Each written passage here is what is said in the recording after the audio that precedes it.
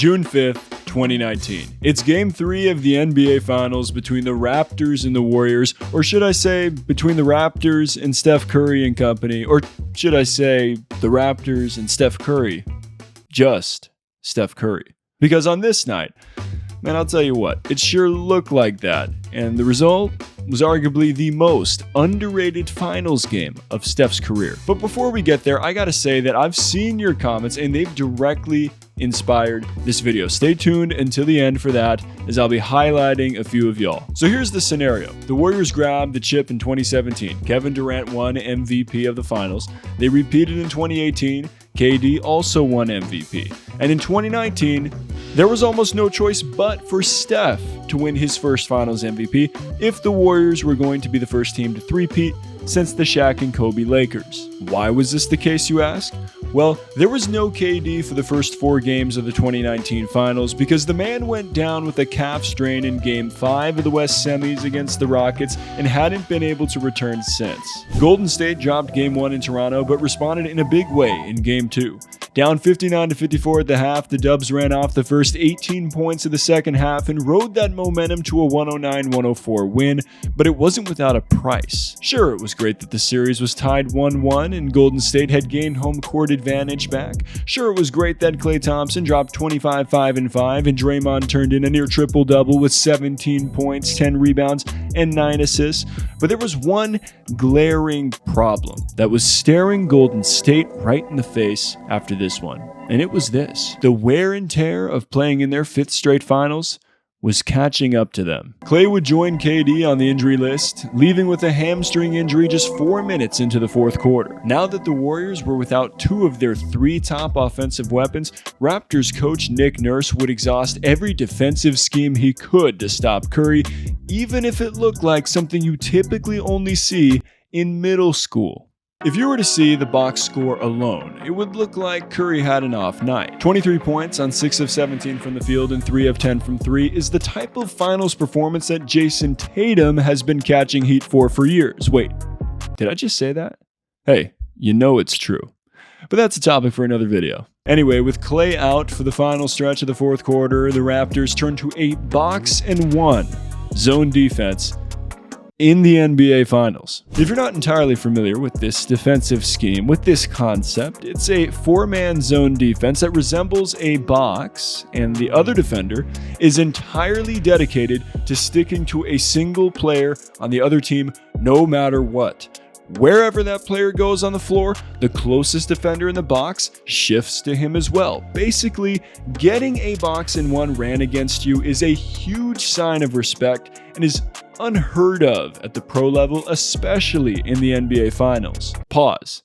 I just gotta say real quick that I had a box and 1 ran against me one time in my life when I was playing high school JV basketball. Alright, back to reality. Steph Curry's mere presence in this game created so many open shots for his teammates, including a 3 by Iguodala that iced the game after the Raptors had pulled within 2. So if you want to know why Steph rocked a hoodie that had box +1 on it and respect the game written underneath a few months later, now you know. So with no KD, no Klay, and this starting lineup for the Warriors in Game 3, while also considering the fact that Kawhi Leonard was playing like a clone of Michael Jordan at this time while surrounded by a group of absolute snipers on the wings, I think it's an understatement to say that Steph had his work cut out for him in this one.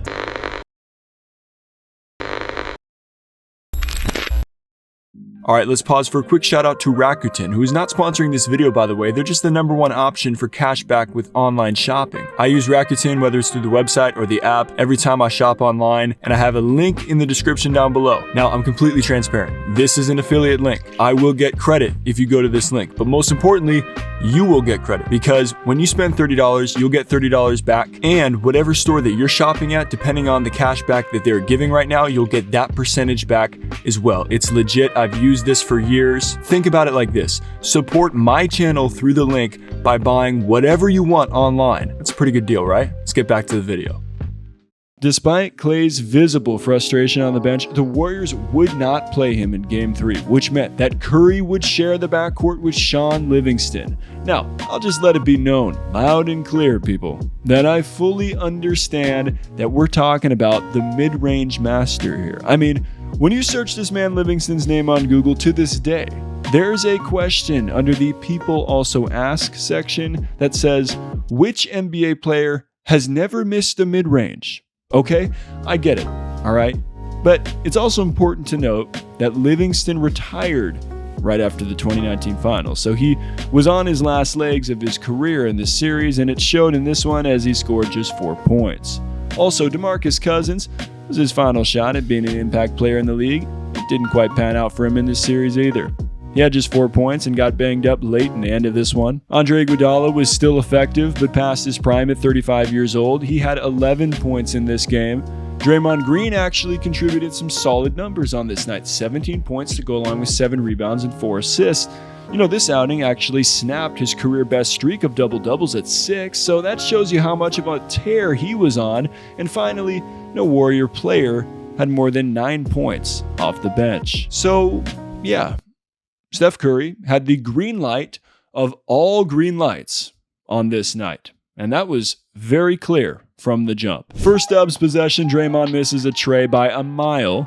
Curry grabs the board, and pause right there. This moment right here was a foreshadowing of the rest of the game, and I gotta tell you, this is crazy. I mean, just check out the photo it produced. Yup, Steph Curry against double and triple teams. Everybody strap in. The result of this possession actually turned out in the Warriors' favor as Steph canned a one-dribble pull-up from mid. Next possession, Steph calls his own number by dribbling it up and pulling from about 4 feet behind the arc for a tray. Toronto goes on an 8-0 run. I guess that means it's time for Steph to score again. He hesitates and drives inside for the layup. Next possession, Steph comes off the screen, catches in a tight window, and cans yet another 3. How about this? Quinn Cook clanks a corner 3. Andrew Bogut, boy, that's a throwback right there, grabs the offensive rebound and kicks it out to Steph. Lowry flies by and he sticks the mid-range jumper. The man is absolutely on fire. But what did I tell you about Kawhi Leonard Jordan? Jordan Bell. Okay, he was trying to guard him here. Yeah, you know, that's not the best matchup. Leonard takes him left and slams. And 1. Near the end of the quarter, Steph, high screen, nearly loses the ball, but it doesn't matter. Serge Ibaka, you gotta be up on that, my boy. Curry drains the deep 3 in his eye. Steph's 17 first quarter points matched his most in a period for the postseason, but Toronto, they did hit 17 threes on this night as well, and 6 of them belonged to Danny Green, including this insane pump fake off-balance corner 3 to put the Raptors up 7 at the end of the first quarter. To be fair, Toronto did a better job on Curry in the second quarter and increased their lead to double digits, in large part because of that.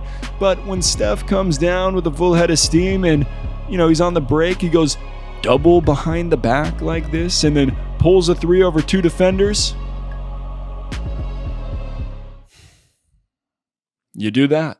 Still, the Raptors held a 60-52 lead at the break due to a combination of hot shooting and Kyle Lowry turning into Steph Curry 2.0. And real quick, you know how you can be like Steph to support this channel?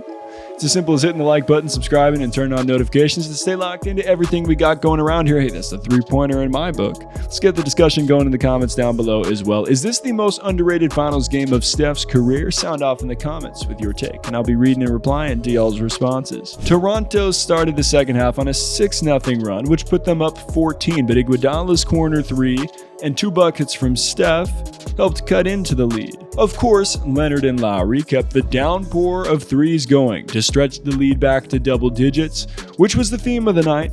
But what was also the theme of the night was Steph's consistent response against double and triple teams. For example, this play right here. Steph drives past Lowry and Van Vliet only to be met by Marc Gasol and Kawhi inside. He gets his layup blocked, but relocates to the corner for a spot-up 3 with, get this, both Pascal Siakam and Kawhi closing out on him. That's got to be at least a combined 14 feet of wingspan coming at him right here. Doesn't matter. He still drains the 3. And I think you know where I'm going with this, people. Every time Steph did something incredible, Toronto answered. Like here, Steph crosses up Van Vliet and Kawhi Leonard, and takes it all the way to the cup for the easy layup. And then, of course, Kawhi gets Steph in the post on the mismatch, puts some MJ-type post moves on him with the multiple spin pivots and cans a one-handed fall-away jumper in the key. Once again, you do that.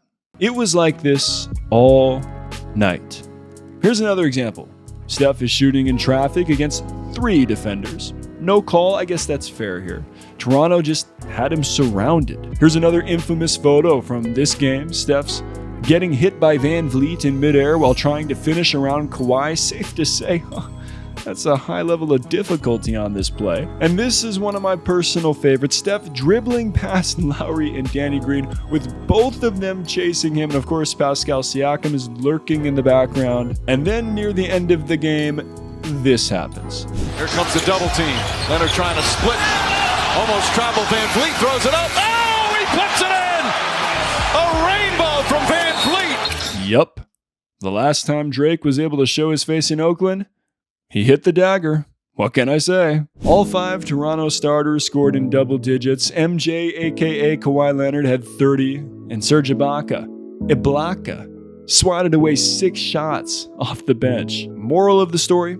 Steph did what he could, finishing with a massive 47 points on 14 of 31 from the floor and 6 of 14 from 3 to go along with 8 rebounds and 7 assists with only 3 turnovers while being hounded with double and triple teams all game. The 47 points was his playoff career high at the time, but of course, it came in a losing effort, hence the reason why this game isn't talked about in terms of all-time Steph performances. Now, what about those comments I mentioned at the beginning of this video?